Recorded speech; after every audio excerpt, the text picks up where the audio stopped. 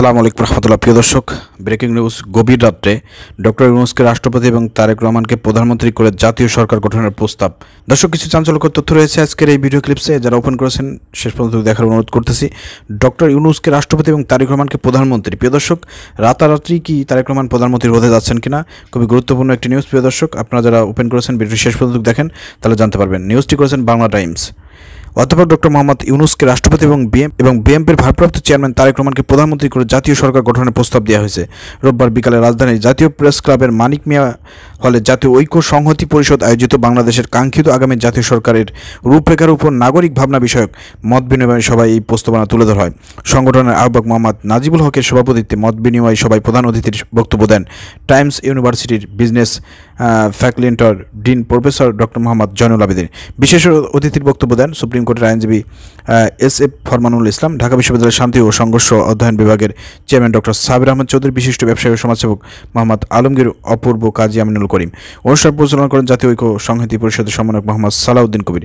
জাতীয় সরকারের রূপরেখা উপস্থাপন করে নাজমুল হক বলেন, অন্তর্বর্তী সরকারের উপদেষ্টা ডক্টর মোহাম্মদ ইউনূসকে রাষ্ট্রপতি এবং বদিউল আলম মজুমদারকে উপরাষ্ট্রপতি, বিএনপির ভারপ্রাপ্ত চেয়ারম্যান তারেক রহমানকে প্রধানমন্ত্রী এবং জামায়াতের আমির ডক্টর শফিকুর রহমানকে উপপ্রধানমন্ত্রী করে জাতীয় সরকারের রূপরেখা উপস্থাপন করা হয়। এছাড়া উপদেষ্টাদের দায়িত্ব পুনর্বণ্টন ও নতুন মন্ত্রিসভা অন্তর্ভুক্ত হবেন, তারা শুধুমাত্র প্রতিমন্ত্রী উপমন্ত্রী পদে নিযুক্ত হবেন।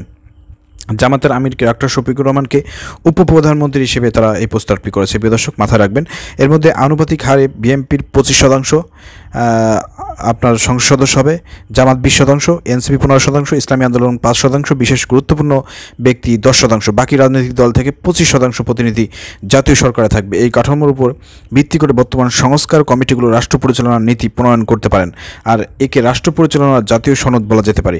জাতীয় সনদে বর্তমান সংবিধান অপরিসীম, প্রধানমন্ত্রীর ক্ষমতাকে রাষ্ট্রপতি, উপরাষ্ট্রপতি ও উপপ্রধানমন্ত্রীদের বন্টনের মাধ্যমে সুষ্ঠু সমতা আনয়ন করা হবে এবং স্বেচ্ছাচারী ও স্বেচ্ছাচারী মনোভাবমুক্ত ক্ষমতার বিকেন্দ্রীয়করণ সমতা আনা হবে। এজন্য রাষ্ট্রবিজ্ঞানী, সমাজবিজ্ঞানী, সুশীল সমাজ ও প্রতিনিধি, বিশ্ব সমাজের সর্বস্তরের জনগণের মতামত গ্রহণ করার কথা জানান তিনি।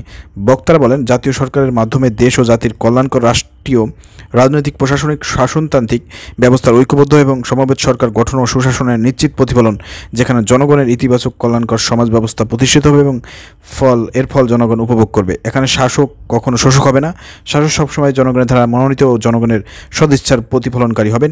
এখানে সব শ্রেণী পেশা মানুষের প্রত্যক্ষ অংশগ্রহণ ও পরিচালন নিশ্চিত হবে তথা জনকল্যাণমূলক রাষ্ট্র প্রতিষ্ঠিত হবে। যেন গণ অভ্যুত্থানে অংশ নেওয়ার সব শক্তির সঙ্গে আলোচনা করে জাতীয় সরকারের উপর ঐকমত্য প্রতিষ্ঠার উপর গুরুত্ব আরোপ করা হয়। প্রিয় দর্শক, এই প্রস্তাবটি যারা করেছে খুবই গুরুত্বপূর্ণ একটি প্রস্তাব, কিন্তু এখন আসলে সেই সময় নাই। এখানে সব দলের লোকদেরকে এখানে এই জাতীয় সরকারের মধ্যে ইনভলভ করা হয়েছে। খুবই চমৎকার একটি প্রস্তাব, কিন্তু এই প্রস্তাব এখন তারেক রহমান আর মেনে নেবেন না, বাংলা জামাত ইসলামের আমিরও মানবেন না। কারণ এই সরকারটা, এই জাতীয় সরকারটা যদি আমরা সেই প্রাথমিক সময় 5 আগস্টের পরে যদি গঠন করতাম, তাহলে কিন্তু দেশের ভাবমূর্তি পরিবর্তন হতো, দেশের অবস্থায় চেঞ্জ হয়ে যেত। এখানে যে প্রস্তাবটা দিয়েছে, মানে খুবই কার্যকারী একটা প্রস্তাব দেওয়া হয়েছে। রাষ্ট্রপতি যদি চুপ্পুকে সরিয়ে আমাদের ডক্টর ইউনূসকে করা হতো, আর প্রধানমন্ত্রী হিসেবে তারেক রহমানকে করা হতো, উপপ্রধানমন্ত্রী হিসেবে আমিরে জামাতকে করা হতো, এছাড়া আরও অসংখ্য রাজনৈতিক দলের নেতৃবৃন্দরা দেরকে নিয়ে যে সরকারের কথা বলা হচ্ছে, এখানে খুবই কার্যকরী একটি প্রস্তাব। কিন্তু আসলে এটা এখন সময় নাই। এটা 5 আগস্টের পরে করলে পারে, এতদিন চললে পারে খুব ভালো হতো। কারণ সামনে নির্বাচন, ডিসেম্বরের মধ্যে নির্বাচন হওয়ার সম্ভাবনা আছে। কারণ বিএনপি যেভাবে চাপ প্রয়োগ করতেছে, সেক্ষেত্রে সরকার বলেছে, ডক্টর ইউনূস বলেছেন যে ডিসেম্বর থেকে জুনের মধ্যে। তো বিএনপির এই চাপাচাপিতে আমার মনে হয় না যে আপনার ডিসেম্বর পার হতে দেবে, ঠিক আছে? তো সেই জায়গা থেকে আমার কাছে মনে হয় যে এটা এখন এই প্রস্তাবটা অগ্রহণযোগ্য এবং এটা কার্যকরী এবং খুব ভালো একটা প্রস্তাব ছিল। এটা 5 আগস্টের পরে দিলে পারে খুব ভালো হতো এবং সেই অনুযায়ী কাজ করলে পারে দেশের চেঞ্জ হতো, অনেক পরিবর্তন হতো, খুব ভালো হতো।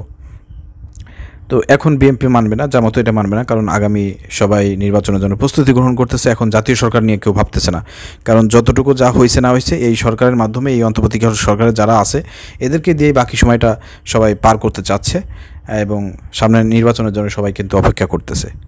তো সেই জায়গা থেকে আমি মনে করি যে সেনাপ্রধান ওয়াকারুজ্জামানকে চেঞ্জ করা যাইতে পারে এবং চুপ্পুকে চেঞ্জ করাই দিলে পারে। আমার মনে হয় যে পুরোপুরি আগামী নির্বাচনটা খুব সুন্দর এবং সুষ্ঠুভাবে হওয়ার সম্ভাবনা আছে। আর এই দুইটা ব্যক্তি থাকলে পারে নির্বাচন সুষ্ঠু এবং সুন্দর হওয়ার মানে অনেক বাধাপ্রাপ্ত হতে পারে, অনেক সমস্যার সৃষ্টি হতে পারে। ঠিক আছে, ধন্যবাদ সবাইকে। আসসালামু আলাইকুম রহমতুল্লাহ।